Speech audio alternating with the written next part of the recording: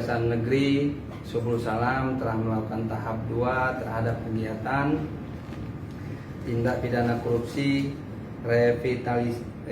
mendapat pusat kegiatan rehabilitasi pasar tradisional pada tahun anggaran 2015 dan 2016. Dalam hal ini telah dilakukan penyidikan pada tahun 2018, dilanjutkan penetapan tersangka pada tahun 2020, dan telah dilakukan tahap 2 hingga perkara tersebut telah kami limpahkan di Pengadilan Tindak Pidana Korupsi Banda Aceh.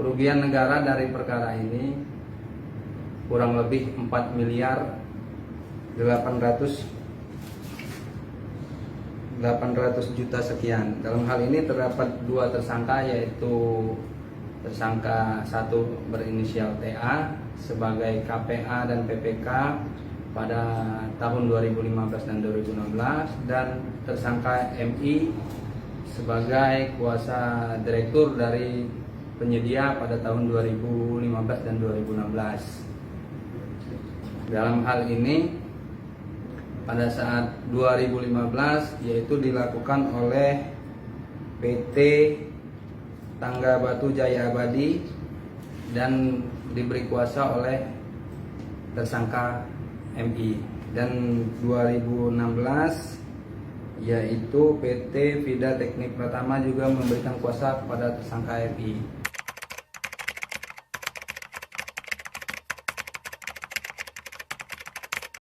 Tersangka 1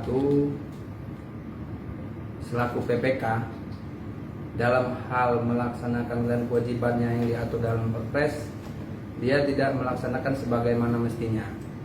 Dalam hal ini mungkin terdapat beberapa kegiatan seperti kegiatan pembangunan pada pasar ini yang tidak sesuai dengan apa yang terdapat dalam HPS, sehingga menimbulkan perselisihan antara nilai HPS yang sebagaimana mestinya dengan fakta yang ada di lapangan, sehingga mendapat keuntungan yang diambil oleh penyedia tidak wajar sebagaimana yang ditentukan oleh Perpres.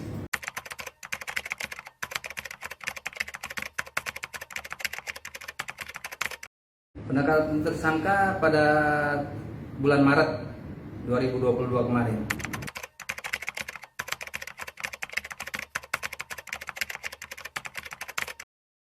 Pada saat ini kedua tersangka tidak dilakukan penahanan karena bersikap kooperatif. Telah kami lakukan pelimpahan ke Pengadilan Tipikor Banda Aceh, Tindak Pidana Korupsi Banda Aceh. Untuk selanjutnya adalah kewenangan dari pihak hakim yang menangani perkara dalam perkara ini.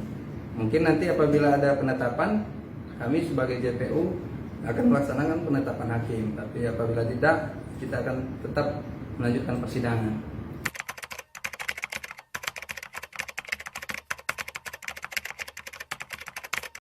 Untuk agenda sidang penetapan belum, cuman kalau untuk informasi, insya Allah kalau tidak ada halangan, hari Senin sudah dimulai persidangan. Tapi sampai saat ini kami belum terima penetapan.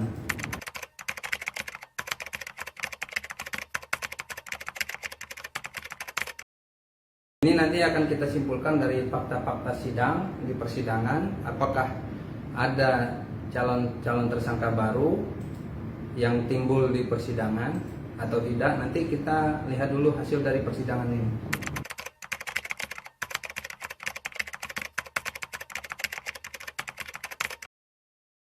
Ada sekitar 20 saksi. Baik, Assalamualaikum warahmatullahi wabarakatuh.